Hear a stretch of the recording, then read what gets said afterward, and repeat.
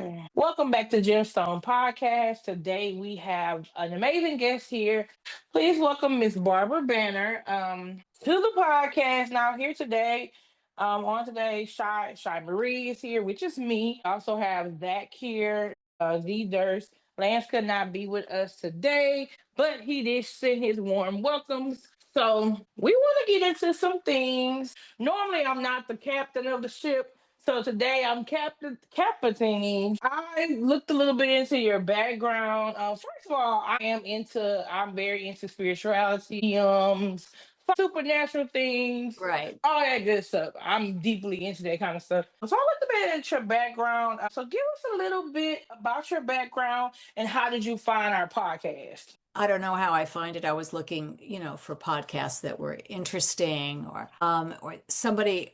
I've done about 60 podcasts since November. So I don't quite remember which one was, but somebody either told me about you or I stumbled upon you and thought it was interesting. My background was for decades was advertising and marketing, and then spirit sort of put on a show at my house with paranormal stuff, and I decided I better answer them. Lights were flashing, things flying off the shelves, orbs. So I guess they put me on ice for a long time and started to deactivate me. That okay, we need another medium. Let's get Barbara jacked up. So I guess that's sort of what happened. And then I took a class and I hit the ground running. Okay, incredible, incredible. So, what age did you first realize that you have a gift? Well, everybody has the ability to do it. If you have a soul and a heart, you're ready to go. When I was 13, felt a little psychic. I would think things and that it happened.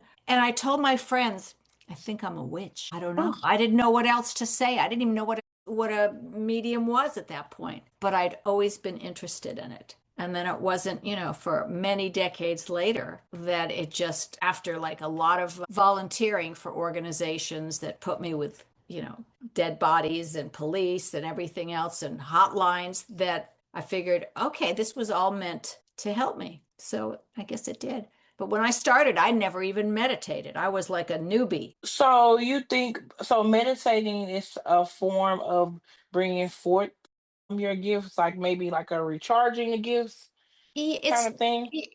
well, it opens the pathways so that spirit can get through as long as the pathway on the other side is open. Unfortunately, grief is a block for spirit Mm. to come through many times. So even in a reading, I'll try to raise the vibration of the client so that we can get something going.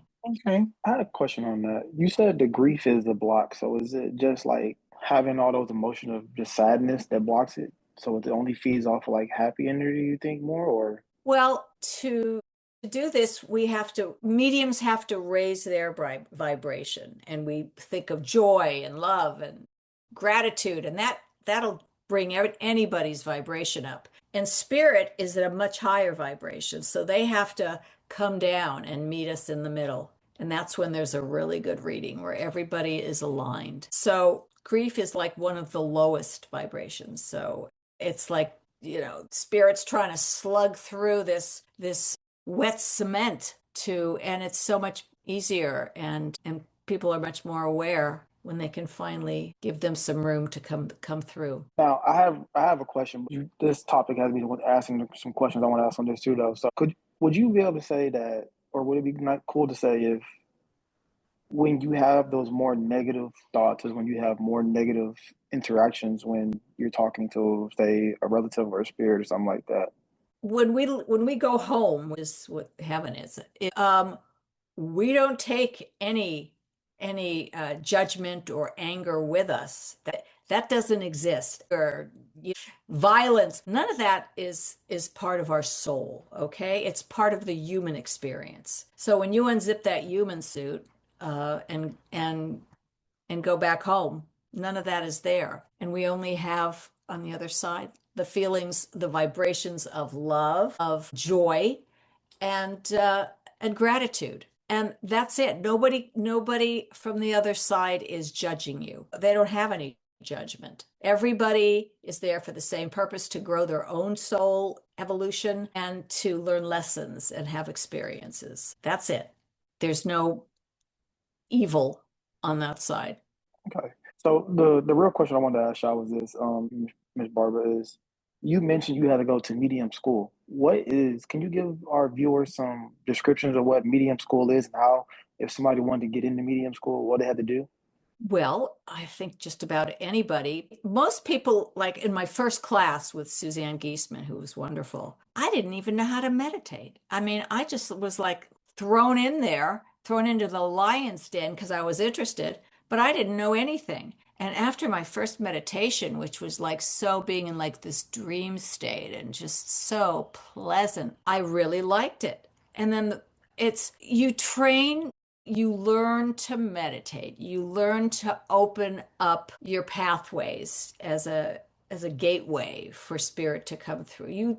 There's many steps to take to put yourself into the position where you will see or hear or feel spirit. And it takes a lot of practice. Most people who come to these classes have lost a loved one and they can't take it. And they want to do anything they can to connect. And they'll take classes. But you got to, even though I was told I've been doing this 1,000 years and I hit the ground running, I put so much work and effort into practicing and honing it and learning different techniques to make the connection stronger and how to talk to somebody and do no harm. And there's a million things that we have to learn. And different techniques work for different people. So you take lots of classes with lots of different teachers and mentors, and you take what you like from them and just leave behind what doesn't resonate with you. So there's no test,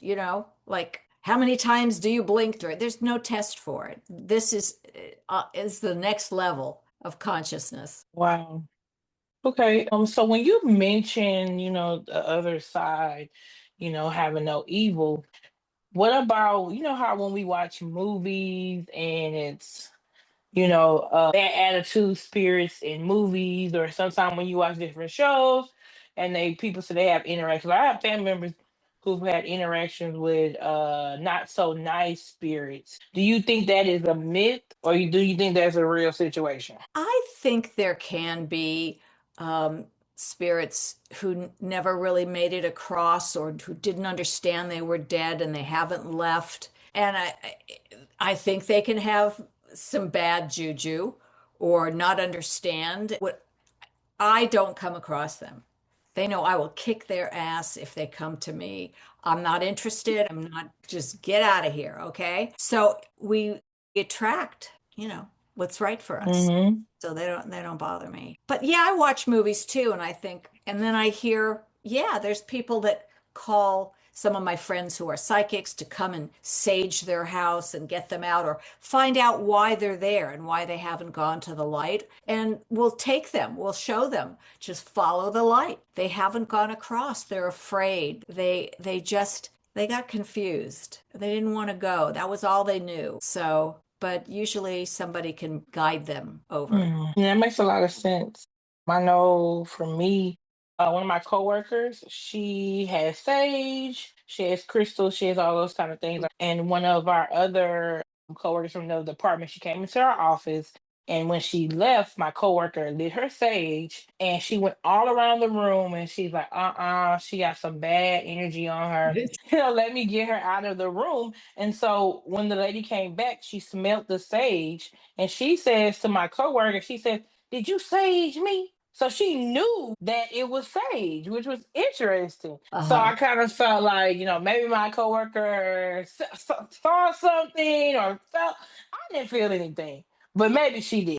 Well, it can't hurt, if there's anything evil. I've never had to sage really anything. Maybe one time I felt maybe there was not such great juju, but it was probably the client, not anybody else. So if that's just not, it's not what it's about. The greater good. They're here for the greater good, and there's always going to be somebody who's not quite over there yet and doesn't really understand what it's about. Right, right. Go ahead, Zach. What would you do, since you said you try to do your best to keep all those bad voodoos away from you? If some of our viewers say they have some bad voodoo voodoo on them or have bad juju around them, what was some type of steps you would give them to help cleanse them of that juju, or type of Well, meditation cleanse that you do yeah. to help with it? We're taught to wrap ourselves, visually when we're starting and doing our meditation, protect us in a like a cocoon of white light and love. That's all you really have to do. And just like do it every day when you wake up, get some sage and just walk around the house and shake it around and light it up and make it they don't want white light and love. Okay, that's not what they're made of. It's so just that's all you can do is see if is you could talk to them. You could let me know if you haven't gone into the light, if you need any help, sage it and wake up in the morning and do a little meditation and just say, I am in a covered in white light cocoon and for protection. And you should be okay. This is like such a small percentage. I mean, we're not talking about 99.9% and everyone's fine and they're not being followed around by the dark man or tall man, whatever these myths are. And they all are just here because they want to help us and want to give us advice and guidance and show us that they're around and that they're not alone. And that's really what it's all about. Yeah, absolutely. I don't know about you, Shab. I know when I was young, I used to go outside, throw the trash can away. When it was dark, I always ran back in the house. I always felt like somebody was with me. I got to get my ass back in the house. I can't be out here too long. Okay, well, we feel things. People feel things. You may have had Yeah. some burglars that the cops were looking for out there, and you might have felt that. I don't really know, but so in a reading, medium gives people evidence and validation that their loved one's consciousness, that they're still alive. They may not have a body, but they're still alive because we're all just made of energy. Giving them evidence and saying things and they say, oh my gosh, that happened last night. Or my mother used to say that to me every day when I woke up.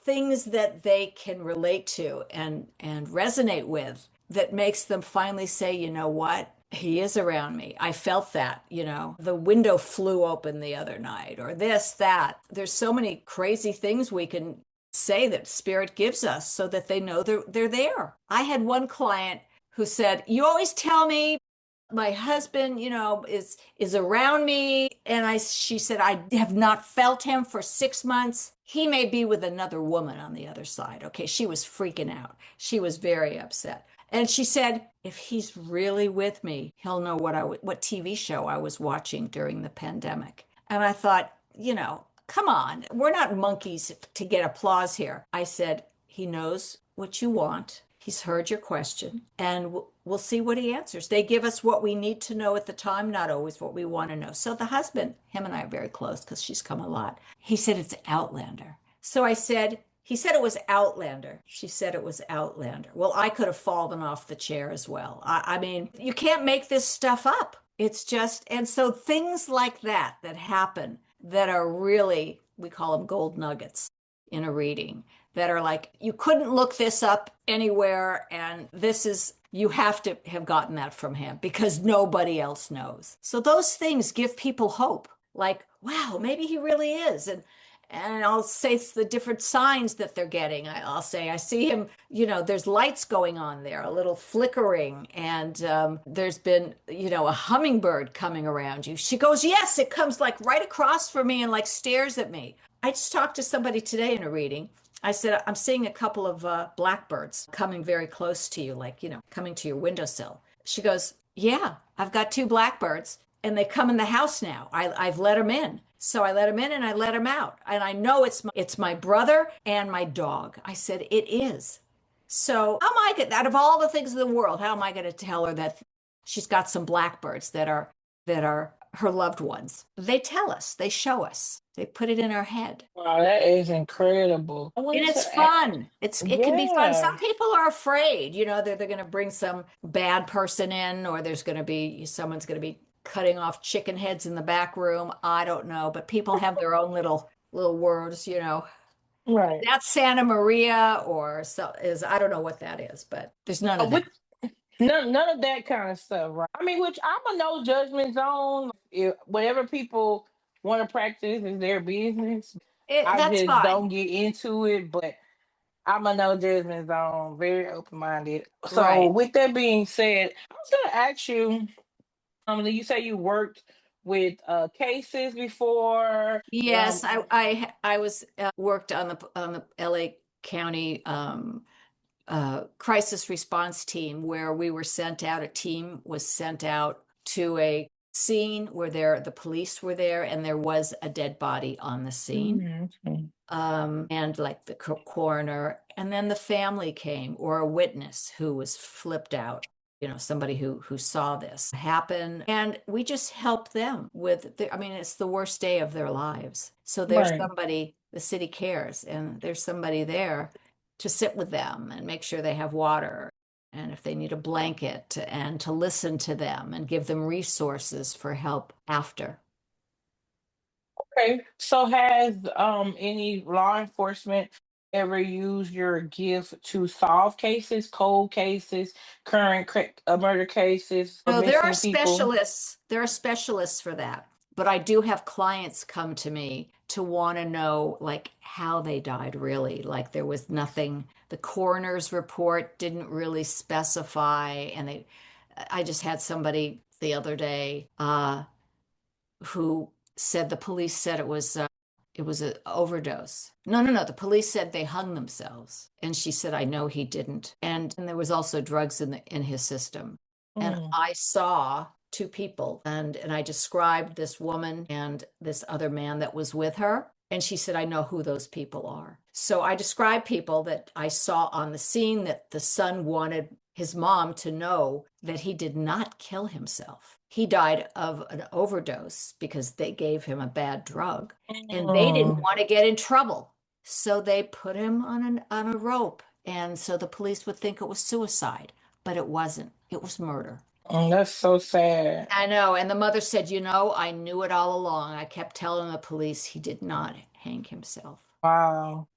That's They go sad. back to the police. They're not going to believe so much. A psychic medium told me what happened, but at least she knows in her heart her son did not commit suicide, that it was murder, Right. and she knows the two people that are responsible. That's true. I mean, that gives some kind of closure for her. Absolutely. I don't know. Absolutely. So I mean, I feel like a lot of people, a lot of people out here have missing relatives or wanting to know what happened to What their happened? relative or Right. family or husband, spouse, whatever. So that brings a lot of closure to that person. And You know. comfort and peace Hmm. to know that they're fine. They don't miss us. They're already with us now. Their awareness is here with us. It's us who misses their physical, the sense. They want to give them a hug and talk to them. They can still talk to them. You don't even have to say it out loud. They read our minds. Oh So you wow. can still let them know how you feel, and it's going to make them feel good. And sooner or later, you're going to get your own signs, and you're going to know. You're going to have your little birdie walking in your house, or a butterfly land on your nose and not move for 10 minutes. I mean, crazy things. Right, right. Yeah, my dad actually recently passed away, so I was sad about it, but something about, I just felt like he was at peace because he was sick for a while. So I Yeah, they just don't, felt like, yeah. yeah. People who have near-death experiences and cross over and see what it's like. Nobody wants to come back to Earth, this hellhole, when you can be in heaven, with your family and friends, and it's beautiful, and you can have a Ferrari, you can do anything, just manifest it, and it's yours. So why would they want to come back here with a stack of bills and a bum leg and and hurting from arthritis? Mhm. So they're happy to be on the other side. Right. Yeah, I definitely felt that. They had been sick for a bit, like almost like a year. Yeah. So I That's know, no. yeah, definitely. So my last question is, what do you say to the non-believers? Like people that question, don't believe, don't think it's real, think it's a money grab. What do you say to the non-believers? Don't come to me for a reading. It's very difficult for me to read somebody who's a skeptic. We all grow up hearing seeing is believing. Okay, that's the skeptic. In our gig, it's believing is receiving. If you can trust what you're getting, if you are open to the possibility that this is real, then you can be in for some wonderful messages and things that are happening around you that you know it's your father. So what do I say? I don't really care if you believe me or not. It is at this point proven scientifically that our consciousness does live on, and I feel badly for them, but a lot of people need to know. I can give you one last anecdote of a woman who was so negative and didn't believe anything. Her husband had committed suicide, and I cut it short and refunded her. There was no way that this was going to work. In the middle of the night, her husband came to me because I knew who he was. I brought him down. And he showed me a half a bagel, toasted bagel, scooped out. Women scoop it out to save a few calories. Right. And so I got in touch with her. I said, your husband was here and he showed me a bagel, scooped out a toasted bagel. Does that mean anything to you? Because he wanted me to tell you. She goes, no, that's ridiculous. I don't know what you're talking about. Don't bother me. Okay. Just remember, I told you. The end of the week, she gets in touch with me. She says, you're not going to believe this. She said, I went to visit my father-in-law so my daughter could see him. And I get there and he goes, I invented a product and I'm going to see if you know what it is. I have a prototype. So he brings out some contraption and he says, do you have any idea what this is? She goes, no. He said, it's a bagel scooper. He invented a product that would actually scoop a bagel. So she was crying and screaming and the parents were so ecstatic to know that their son was there right now with them and was there, and was there with his wife, and put that into my head to tell her. And now she became a believer in 1 second. Now she's telling me, Spirit's telling me, giving me evidence of like our social security numbers. I mean, she's getting a lot of good shit. Okay. So sometimes Spirit needs to do that because that person needs to open up and believe it for their daughter so that they know, because Spirit wants us to know that they're around. You just got to believe it. Right. I'm definitely not a skeptic of it, but I do understand people that are. Well, that was actually my last question. Okay. Did you have any questions for us? Did you have anything you want to promote today? I just want to say, if somebody wants a reading who isn't a real skeptic, you could just go to my website, bannermedium.com, and you can click on any of the social media, like my Instagram or TikTok has little 30-second clips of me telling about something, like little anecdotes that I did, and they're amazing and they're funny. And you look at a handful of these and you might actually be a believer, because you can't make this stuff up. I mean, I couldn't get that information. It only come from them. Miss Barb, I have one more Correct. question for you real quick. What is one of the most impactful stories you ever got from one of your readings? Well, this one isn't a funny one, but it was so impactful for me. And I have a photo because you wouldn't believe it anyways. I'm certified with several organizations, and one of them is Helping Parents Heal. It's for parents who lost a child, which to me would be the worst thing that could ever happen in a life. So this woman came to me, and in my readings, I do a little question and answer segment. And for the first question, I say, I'm going to hijack this, okay? And you can ask Spirit a question. Don't tell me what it is. And I'm going to show you what they're giving me. And hopefully it will be an answer to what you asked. So woman asked silently, I don't know, I said, okay, your son is showing me himself riding on a giant butterfly in heaven, okay? Just like riding all over, diving and zooming and laughing. He is having the best time. She starts crying. I said, did this have anything to do with your question? Because I don't know what the question was. She goes, absolutely. The question was, what is my son doing on the other side? And she said, I bought a book when he passed so that I could explain death to his little sister in a way that she would understand it. So she said, and on one of the pages, one of the spreads they say, your brother, your sister can be doing something in heaven like this. And they would show some pictures. They showed exactly what I said, a little boy riding on the back of a butterfly in heaven. Do you know how good she felt? Do you know how uplifted and how much hope she had knowing that her son was right there, right now, telling me what to say? Because he knew she bought this book and he was there when she read it to his little sister. That's why I do this. We can help people. Spirit is, I'm just a vessel. They could just talk through me. They can do that. And they want us to understand that. Wow, that's incredible. Yeah, absolutely. Right. And I never thought of it like that, where you can, when you can, in heaven, you can manifest the life you want. Anything you want. You know, you want to eat pancakes every day, go for it. Anything you want, because there's no physical matter there. There's nothing three-dimensional, except you can manifest anything and it will seem three-dimensional. You know, you're tired of driving around your jalopy. You just go over there and say, okay, I want a green Ferrari 5-stick. And boom, you'll have it. And you can say, and I want to be driving around the rings of Saturn, okay, at 200 miles an hour. Okay, you're there. It's instantaneous. Wow. Yeah, I never looked at it like that. I feel like I need to go watch that movie, Heaven is for Real, now. There's so many there's so many podcasts that you can really just get great information from. We want to thank you for coming on our show. Thank you. Thank you so much. We have thoroughly enjoyed this interview and this podcast. Really, interview is more like a dialogue, conversation. Yeah, But sure. we have enjoyed this. This is our first time ever having someone on that is a medium. So that is incredible. And thank you again. And we hope you have a great rest of your day. You too. And thank you guys for watching. You can follow us on all our social media platforms. Make sure you follow Miss Banner on her social media platforms. Book a reading with her. I know I am. You guys have a great rest of your evening.